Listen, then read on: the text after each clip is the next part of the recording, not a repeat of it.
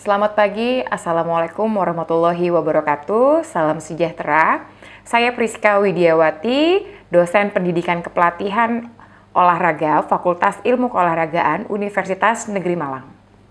Saya di sini akan memaparkan mata kuliah yang saya ampu pada semester Gasal 2023 saat ini, yaitu mata kuliah Kepelatihan Fisik Lanjutan. Mata kuliah Kepelatihan Fisik Lanjutan memiliki bobot 3 SKS dan ditempuh pada semester 3. Mata kuliah Kepelatihan Fisik Lanjutan merupakan mata kuliah prerequisite yang dimana para mahasiswa yang akan menempuh mata kuliah ini harus sudah lulus mata kuliah Kepelatihan Fisik Dasar. Sistem pembelajaran akan mengacu pada DIA, yaitu Delivery, Interaction, dan juga Assessment. Delivery adalah proses saya dalam menyajikan materi pembelajaran sehingga dapat tersampaikan dengan baik kepada para mahasiswa. Proses delivery ini mengacu pada capaian pembelajaran, yaitu akan diturunkan terhadap standar capaian pembelajaran lulusan SCPL 3 yang isinya adalah menguasai konsep teoritis dan prosedur kepelatihan olahraga sehingga mampu secara mandiri melaksanakan proses pembinaan yang komprehensif sesuai dengan perkembangan ilmu pengetahuan dan juga teknologi yang terkini dengan menerapkan pemikiran yang logis, sistematif, inovatif, dan selaras dengan norma agama, etika profesi, dan juga peraturan perundangan-perundangan yang berlaku di Indonesia saat ini. 7 capaian pembelajaran mata kuliah atau CPMK pada mata kuliah ini adalah: yang pertama, mahasiswa mampu menguasai teori kepelatihan seputar komponen biomotorik. Yang kedua, mahasiswa mampu mempraktekkan variasi-variasi latihan fleksibilitas atau kelentukan. Yang ketiga, mahasiswa mampu mempraktekkan variasi-variasi latihan dalam speed, agility, dan juga quickness atau SAQ. Yang keempat, mahasiswa mampu mempraktekkan variasi-variasi latihan dalam strength atau kekuatan. Yang kelima, mahasiswa mampu mempraktekkan variasi-variasi latihan dalam endurance atau daya tahan. Yang keenam, mahasiswa mampu mempraktekkan variasi-variasi latihan pada komponen coordination atau koordinasi gerak. Lalu yang terakhir, yang ketujuh, mahasiswa mampu membuat program unit latihan harian dan juga mingguan. Dari CPMK, sub CPMK akan diturunkan menjadi 16 kali pertemuan sebagai berikut.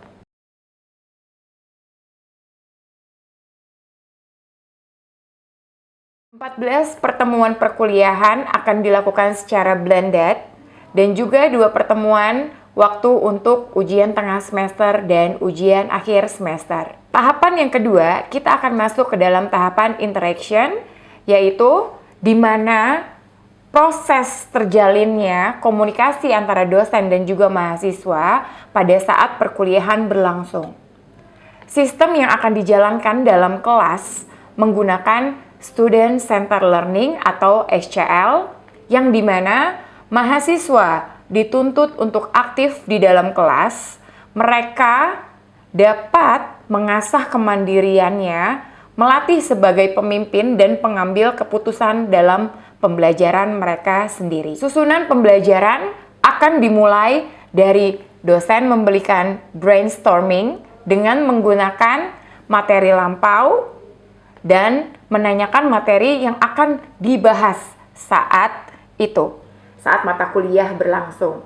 Saya menggunakan metode flipped learning untuk melakukan brainstorming dan menggunakan beberapa aplikasi online gratis seperti Kahoot dan juga Quizzes untuk melakukan brainstorming.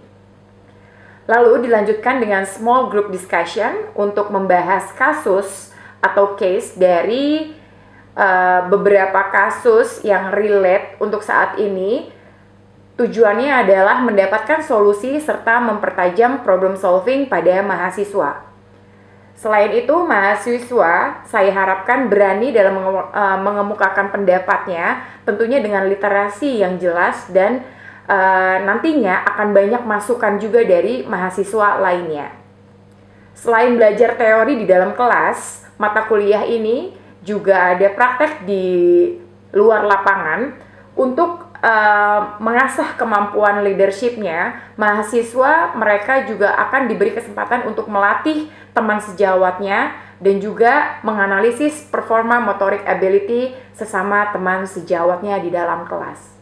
Selanjutnya, mahasiswa dapat belajar secara mandiri dengan metode self-directed learning menggunakan LMS atau Learning Management System yang bernama SIPEJAR yang dapat diakses oleh seluruh mahasiswa Universitas Negeri Malang, yang di dalamnya terdapat materi-materi perkuliahan, diskusi interaktif yang bisa diikuti oleh semua mahasiswa dan juga dosen, serta tugas-tugas struktur selama 16 kali pertemuan. Yang terakhir, kita akan masuk ke tahapan assessment. Di sini ialah tahapan ini dirancang untuk memberikan hasil yang lebih holistik dan mengevaluasi siswa secara menyeluruh. Adapun penilaian yang akan dilakukan meliputi aspek sikap, pengetahuan, dan juga keterampilan. Dari 3 aspek tersebut akan dijabarkan penilaian sebagai berikut. Yang pertama, ada aktivitas partisipasif, itu mengarah kepada nilai sikap. Lalu yang kedua yang dinilai adalah pada saat observasi dan juga project, itu sebesar 65%. Hal tersebut mengarah kepada keterampilan. Lalu yang terakhir ada UTS, UAS, dan juga kuis dengan bobot 25%. Hal tersebut mengandung unsur pengetahuan.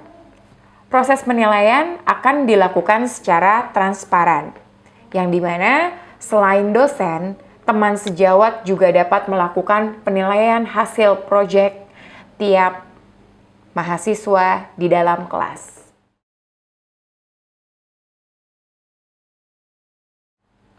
Berikut adalah aspek yang saya jalankan pada pembelajaran mata kuliah kepelatihan fisik lanjutan yang akan saya lakukan saat ini. Selanjutnya, saya akan menampilkan proses pengajaran di dalam kelas secara tatap muka. Selamat pagi, wassalamualaikum warahmatullahi wabarakatuh.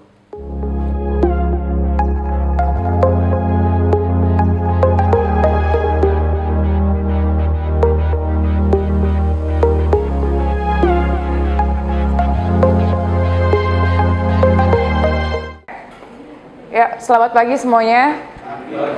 Assalamualaikum warahmatullahi wabarakatuh. Oke, hari ini kita ada di pertemuan keempat ya. Untuk di mata kuliah kepelatihan fisik lanjutan, kita bisa lihat di sini indikatornya. Nanti kalian akan belajar tentang apa di pertemuan keempat. Yang pertama adalah program latihan jangka panjang yang tersusun secara sistematis untuk setiap komponen biomotor. Tapi di pertemuan keempat, kita akan fokus ke program latihan secara general, hanya komponen biomotorik saja di flexibility nanti yang akan kita bahas. Nah, dimulai dari warming up.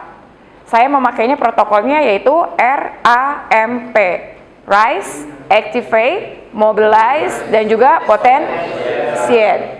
Nanti kegiatan di dalam kelasnya saya akan jelaskan. Yang pertama, kalian nanti akan brainstorming. Saya akan menggunakan Mentimeter. Jadi nanti kalian bisa menjelaskan apa itu RAM secara sederhana menggunakan kalimat kalian sendiri. Jadi nanti di sana saya bisa lihat kalian pemahamannya bagaimana tentang RAMP. Walaupun sebelumnya sudah sempat kita senggol ya, apa itu RAM di warming up-nya. Lalu yang kedua, kegiatan kedua kita nanti setelah brainstorming adalah kita melihat video dan kalian menganalisis dari kasus nanti yang akan kita bahas dari tugas-tugas kalian yang sudah dikumpulkan. Nanti kita akan berikan 2 contoh, lalu nanti kalian akan menganalisis. Lalu yang ketiga, kegiatan kita hari ini adalah membagi kelompok untuk RAMP. Jadi nanti kelompoknya yang RISE akan membuat program RISE, Activate akan membuat program Activation, yang dapat kelompok M berarti akan membuat program Mobility, dan P akan membuat Potentiate. Dan nanti akan kasusnya saya akan berikan di depan menggunakan video. Jadi nanti untuk RAMP-nya harus sesuai dengan main course-nya. Oke, lalu yang keempat, kita akan menguji pengetahuan kalian pendalaman tentang RAMP. Karena quizisnya agak sulit, harus berbayar, dan saya belum menggunakan yang berbayar, jadi nanti kita menggunakan Google Form-nya ya. Jadi nanti tetap yang terbaiknya akan mendapatkan reward. Dilihatnya dari mana yang terbaik? 3 terbaik, 3 teratas. Jika poinnya sama, berarti lihat kecepatan untuk si input hasilnya tersebut, gitu ya. Jadi kalau nanti poinnya sama, kita lihat yang times-nya paling cepat rentang waktunya. Oke, sampai sini ada pertanyaan? Nggak ada? Kita langsung masuk ke brainstorming-nya. Kita buka Mentimeternya, nanti boleh dicek barcode-nya. Sudah masuk semua ke Mentimeternya? Oke, kalau udah boleh dijawab sesuai dengan apa yang kalian ketahui tentang apa itu RAMP, Rise, Activate, Mobilize, dan Potentiate. Bebas. Oke, saya rasa pemahaman kalian udah cukup bagus tentang RAMP ya. Mungkin di sini sekarang saya akan memberikan beberapa penguatan saja untuk di RAMP-nya. Kita bahas 2 tugas temannya. Nanti kita klasifikasikan atau kita analisis gerakan yang dibuat teman-teman kita ini sudah tepat atau belum, ya. Sesuai dengan case yang mereka dapatkan dari artikel jurnal yang mereka analisis sebelumnya, ya. Oke, case-nya adalah membuat program latihan basket untuk melatih daya ledak dan kekuatan otot tungkai. Berarti nanti case kita adalah latihannya power, ya, power. Kita lihat nanti main course-nya, apakah RAM-nya sudah sesuai atau belum. Dia bilang latihannya adalah plyometric di sini. Dia memberikan programnya double leg backward, tuck jump, dan lateral cons. Tapi untuk RAMP-nya belum ada ya. Nggak apa-apa. Yuk maju ke depan Mustafa. Lalu yang ketiga box jump. Box jump pakai kotak. Ya, pakai kotak. Dibuat. Lompatnya 2 kaki. Oke. Depth jump. Depth jump itu turun ke bawah. Landing. Berarti dari naiknya 1, landingnya 2. Ya. Oke. Oke, kita ulang dari gerakan pertama. Kalian lihat gerakannya. Lalu apa yang mesti kita susun di sini? Double leg backward. Yang pertama gerakannya. Kita ulang. Tap, tap, tap. Side to side hops.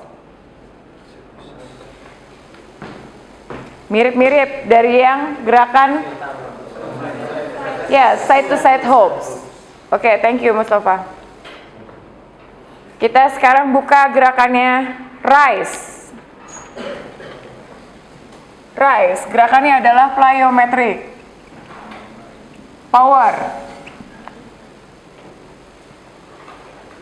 Rise-nya, siapa yang punya jawaban? Kira-kira untuk menaikkan suhu tubuh dan denyut nadi latihannya. Kalau latihannya dia plyometric, lompat-lompat, apa yang harus dilakukan di rise-nya? Apa? Jogging.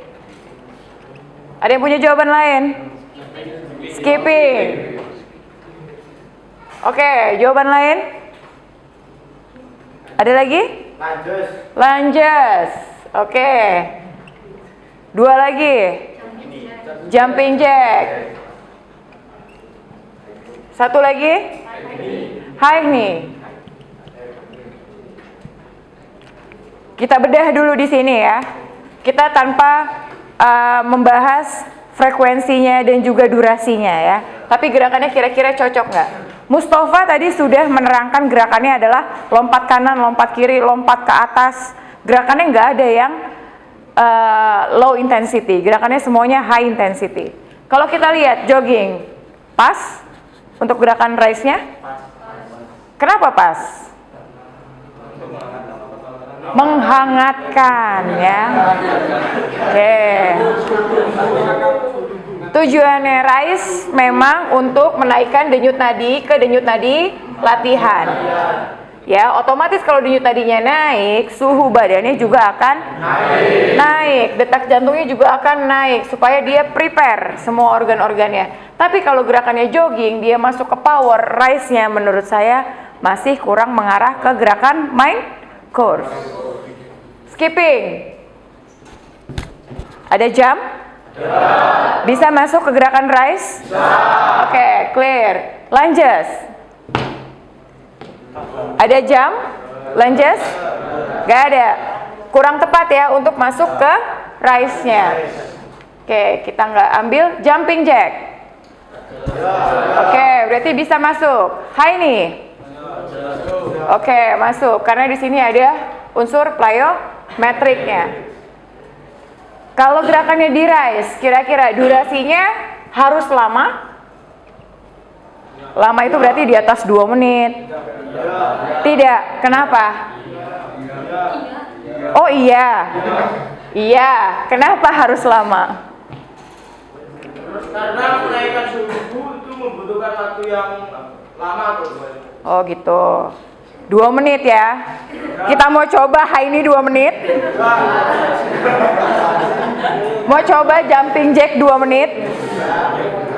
Mau coba skipping 2 menit non-stop. Waktunya nggak perlu lama ya. Jadi 1 menit. Repetisinya atau setnya bisa di lebih banyak. Tapi untuk waktunya. Oke, gerakan raise-nya kita clear ya. Kalau misalnya kita mau buat dia neuromuskular, jadi dia harus bermain. Kira-kira apa yang bisa dilakuin? Saya minta 2 aja permainan yang bisa masuk ke gerakan plyometric power ini. Ayo, kalau permainan neuromuskularnya. Kalau dia kita mau buatnya main, karena dia misalnya untuk youth, untuk anak muda. Gimana biar nggak bosan? Race-nya saya maunya main, 1, 2. Apa yang harus dilakuin? Games-nya. Ada yang punya bayangan? Kalau misalnya, nggak tahu coach, saya nggak tahu nih, pokoknya mainnya kayak gini, gitu. Nggak apa-apa, jelasin, nanti saya kayaknya bisa tuh, interpretasi tuh bisa saya kayaknya. Ayo, kira-kira apa? Yang mainnya ada lompat-lompat. Apa? Nggak apa-apa, jawab aja, salah nggak apa-apa. Nggak dosa. Loncat katak. Coba gimana loncat katak? Bahkan membuat kotak 9. Kotak 9. Posisi nganunya di tengah, Bos. Apa? Posisi siswanya. Posisi siswanya di tengah. Ya. Oke, berarti di sini. Ya. Terus? Terus tiap kotak itu dikasih nomor 1, 2, kecuali tengah, Bos. 3, 4, 5, 6, 7, 8, 9 gitu ya. Ya. Oke, terus? Dan nanti arahan pelatih untuk menyebutkan Nomor. ya, tapi untuk tutup mata, Bos. Tutup mata. Ya. Oke. Dan berpindahnya itu melompat dengan 1 kaki. 1 kaki. 1, misalnya 1 gitu. Ya, nanti Oke. gantian, misal kaki kiri dulu, nanti ganti kaki kanan. Oke. Boleh. Boleh. Oke, yang kedua. Saya tunggu nih jawabannya. Yang kedua apa? Permainannya. Untuk yang mengarah ke power atau si plyometric ini. Berarti dia harus lompat-lompat. Ada lagi nggak? Yang punya kreativitas. Apa? Tadi si ada yang bilang apa? Lompat tali. Ih bener, lompat tali. Yang kayak masih kecil. Yang gitu kan? Lompat tali, boleh. Ih, pinter-pinter ini kelasnya. Race-nya udah dapet ya. Mau yang serius, mau yang main-main semuanya ada. Oke, berarti ini calon-calon pelatih mahal ya. Amin. Kita masuk ke activation. Tadi di brainstorming ada yang bilang activation itu untuk membangunkan otot. Ya, benar. Activation ini dia fokusnya adalah untuk aktivasi ototnya. Berarti kalau dia punya case plyometric, dia ke power, berarti otot apa yang harus diaktifin? Hah? Ya, kita sebutin dulu ya. Apa tadi yang pertama? Quadriceps. Oke, bagus. Sebutin 5 otot. Hamstring, bagus. Glute. Apa? Gastrok. Wih. Betul. Satu lagi apa? Calf, boleh. Dari sini kita udah bisa analisis. Gerakannya plyometric. Mayoritas yang dipakai adalah lower body. Walaupun core juga penting ya, tapi nggak apa-apa. Udah bagus, udah bisa nyebutin 5. Sekarang kita sebutin latihannya untuk activation si otot yang kalian sebutin. Quadriceps saya mau ada 2 latihan. Hamstring ada 2 gerakan. Gluteus ada 2 gerakan. Gastrok ada 2 gerakan. Mulai sekarang udah dipikir ya, harus jawab. Gerakan calf ada 2 gerakan. Yuk, siapa yang mau jawab? Bebas, boleh ngacak. Misalnya, saya tunjuk tangan, coach, saya mau kasih contoh gerakan di activation di hamstring. Ini gerakannya. Oke, contohin di depan. Nanti kita analisis sama-sama. Yuk, siapa yang mau jawab? Oke, sini maju. Kamu kayaknya dapetnya nanti A+ ini nih. Oke, yuk apa? Mau activate di otot yang bagian mana? Gluteus. Gluteus. Oke, gimana gerakannya? Dengan gluteus dan gastrok. Gluteus dan gastrok, boleh. Compound berarti latihannya ya. Gimana itu? Situ aja. Ya. Itu di kuping juga boleh. Yuk. Dengan cara squat Squat. tapi menempel ke tembok. Ya. Dengan posisi Wall squat. menempel Oke. ke tembok. Kakinya maju sedikit dong. Nah. Kemudian pergelangan kaki naik ke atas, ditarik ke atas. Gimana gini? Gimana? Oh gitu ya. Naik turun. Naik turun. Kemudian kan otot glutes ketarik ke Oke. otot gastronis. ketarik Gastrok, ke oke. gastrok. Wall squat ya. Ya. Oke, quadricep lagi, nggak apa-apa. Yang kedua, apa? Hamstring lagi, oke. 3. Apa? Calf lagi, oke. Gastrok. Gastrok lagi, oke. Yang kelima apa? Ayo. Saya mau upper body-nya juga ya, supaya mereka juga lebih. Chest. Saya maunya di sini ada chest. Oke, saya mau sekarang kalian pikirin 2 gerakan mobility. Ayo, nggak usah takut. Kalau tahu jawabannya maju, coba aja nggak apa-apa.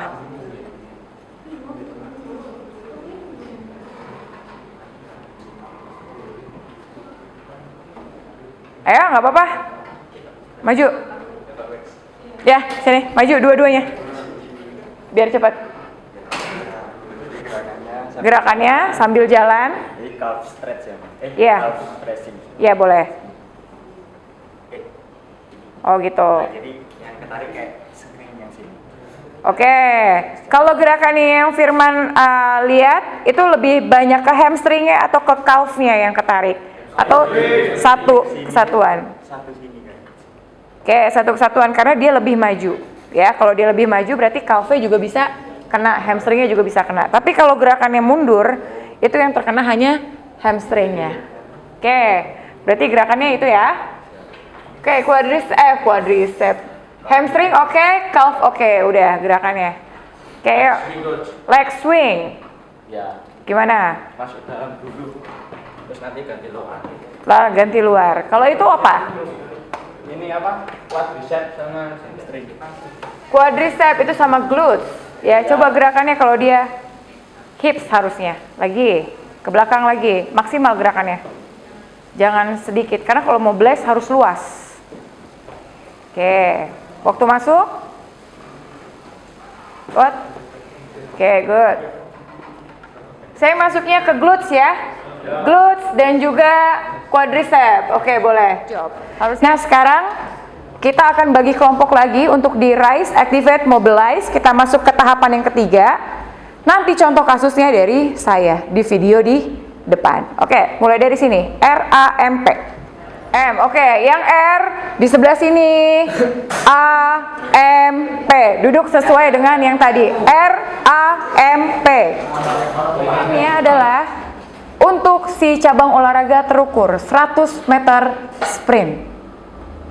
Jadi you harus analisis sprintnya, otot apa yang butuh, mobilize-nya apa, potentiate-nya apa.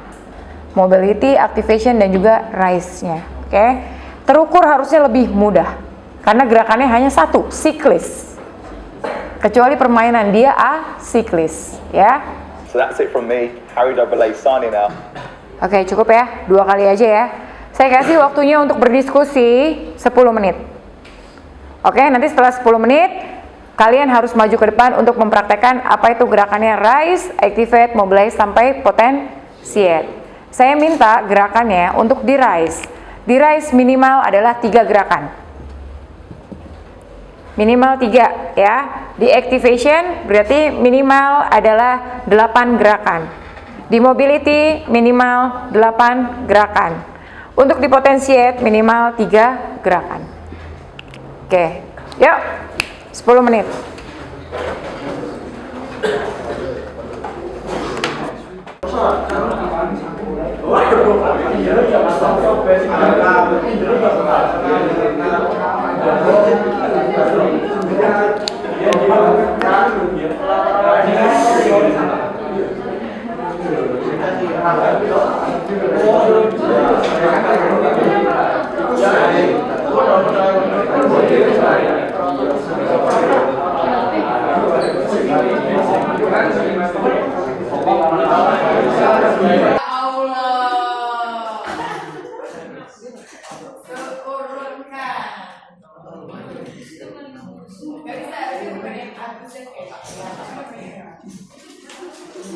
Mana Muhammad Lukman? Oke, good. Ahmad Abdi Kamal. Udah ya? Yang paling cepat ya sih 11 8 detik. Berarti 3 tadi ya, yang 9 sama Yasin yang masuk. Berarti minggu depan dapat coklat ya? Oke.